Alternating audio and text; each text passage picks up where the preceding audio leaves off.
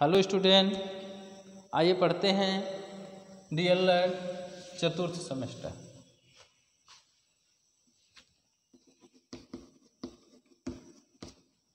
DElEd चतुर्थ semester, इसके अंतर्गत हम लोग पढ़ रहे हैं शांति शिक्षा एवं सतत विकास को।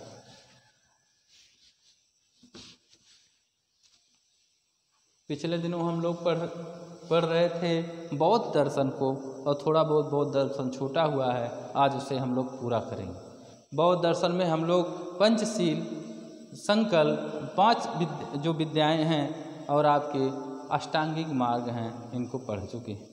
अगला आता है द्वादश आयतन, जिसको हम पढ़ेंगे और बौद्ध दर्शन कंप्लीट हो जाएगा।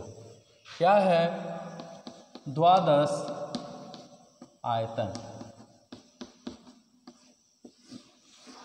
12 प्रकार के मार्ग इन्होंने बताए, 12 प्रकार के कर्म इन्होंने बताए, 12 प्रकार के इन्होंने वो अंग बताएं जिनके द्वारा हम क्रियाएं कर सकते हैं और अपने क्रियाओं पर नियंत्रण रख सकते हैं। तो क्या है इस 12 प्रकार में? हम पहले बताए थे कि जिसमें पहला प्रकार हमारा है 5 क्या हैं ज्ञानेंद्रियां,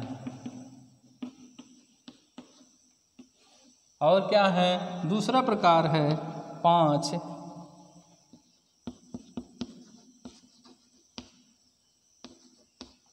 कर्मेंद्रियां,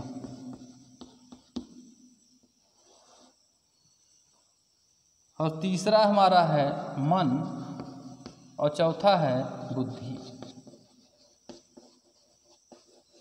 तो 5 ये हो गए प्लस 5 ये हो गए, 10 हो गए और 2 ये हो गए, तो मिल करके हो जाते हैं हमारे 12। आप जानते हैं 5 ज्ञानेंद्रियां क्या हैं? आप जानते हैं आँख है, नाक है, कान है, जिह्वा है,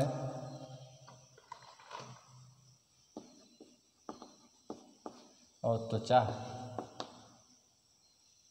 ये 5 ज्ञानेंद्रियां होती हैं। और 5 कर्मेंद्रियां क्या होती हैं? आपका हाथ है, पैर है, मुंह है, गुदा है और लिंग है।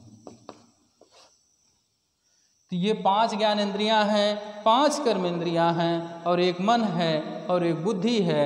इसको मिला करके बनते हैं द्वादश आयतन। और इन द्वादश आयतनों से क्या होता है? दुख का निवारण होता है। आप जानते हैं 4 आर्य सत्य हैं। दुख है, दुख का कारण है, दुख का निवारण है, और दुख दूर करने का उपाय है। तो 5 ज्ञानेंद्रियां जो हमें ज्ञान प्रदान करती हैं, उन पर क्या करना चाहिए? उनका प्रयोग करना चाहिए, और उन पर क्या है सही जगह में भटके ना, इसका क्या करना चाहिए? नियंत्रण भी करना चाहिए। आँख है, नाक है, कान है, जिह्वा है, त्वचा है। आँख हमें देखने का काम करती है, दर्शन दिखलाती है। नाक क्या करती है? सूंघने के काम आती है। कान क्या करता है? सुनने के काम आता है। जिह्वा क्या करती है? स्वाद लेने का काम करती है। और त्वचा के द्वारा हम किसी भी वस्तु को महसूस करते हैं। तो ये इसका कार्य है। इनको सही संचालित करके हम दुखों का निवारण कर सकते हैं। दूसरा 5 कर्मेंद्रियां। हाथ है, हाथ का प्रयोग जिस प्रकार से खाने के लिए किया जाता है, वस्तुओं या कार्य को करने के लिए किया जाता है। ये नहीं कि हाथ उठा करके किसी को मारें, किसी को पीटें। हाथ का अनावश्यक दुरुपयोग करें। अनावश्यक दुरुपयोग नहीं करेंगे तो दुख नहीं होगा हम, और दुरुपयोग करेंगे तो निश्चित रूप से दुख आएगा। उसी प्रकार से पैर के प्रयोग से हम चल सकते हैं, पैर के प्रयोग से हम कार्य कर सकते हैं, लेकिन पैर के प्रयोग से हम किसी को मार नहीं सकते हैं। तो पैर का प्रयोग पैर की तरह करें जिस प्रकार से उसका प्रयोग बना हुआ है। मुंह में क्या करते हैं हम? मुंह से हम बोलते हैं, मुंह से हम बोलते हैं। यहाँ वाणी भी आता है। मुंह से बोलते हैं तो हम क्या करें? हमेशा सदा सत्य बोलें, मीठा मधुर वाणी बोलें, किसी को प्रताड़ित करने वाली वाणी ना बोलें। गुदा क्या करता है? हमारे मल का त्याग करता है। तो हम सही समय पर क्या करें?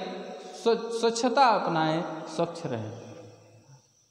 और आखिरी है लिंग, जो हमारे काम वासनाओं को संतुष्ट करता है, इसकी क्या करें, हम नियंत्रण करें इस पर। तो हम ये कार्य कर सकते हैं जिससे हमारा दुख का निवारण हो सकता है। तीसरा है मन। मन बहुत चंचल होता है। आप देखते हैं मोहन राकेश की हम बार बार वो लाइनें आपको सुनाते हैं कि मन का स्वभाव चंचलता है, इस चंचलता को स्थिरता का रूप प्रदान करना चाहिए। तो मन हमारा यहाँ है और हम सोच लेते हैं दिल्ली, बम्बई, कलकत्ता, लंदन, अमेरिका सब सोच लेते हैं, तो मन हमारा वहाँ पहुँच करके कल्पनाएं करने लगता है। तो है ना मन बहुत चंचल कि हमारे सोचने भर को, दिमाग में आने भर को हमारा मन वहाँ पहुँच जाता है। मन की इसी चंचलता को क्या करें, हम स्थिरता देने का प्रयत्न करें। चौथा है बुद्धि, जिसके द्वारा हमें ज्ञान अर्जित होता है, जिसके द्वारा मनुष्य की योग्यता का निर्धारण होता है। क्या करें, हम इस बुद्धि को भी सही दिशा प्रदान करें, सही दिशा में लगाएं। तो ये सारे कर्म करके हम क्या कर सकते हैं, दुखों का निवारण कर सकते हैं। तो इस प्रकार से हम क्या पढ़ें, इसमें द्वादश आयतनों में हमने 5 ज्ञानेंद्रियाँ, 5 कर्मेंद्रियाँ, मन और बुद्धि को पढ़ा।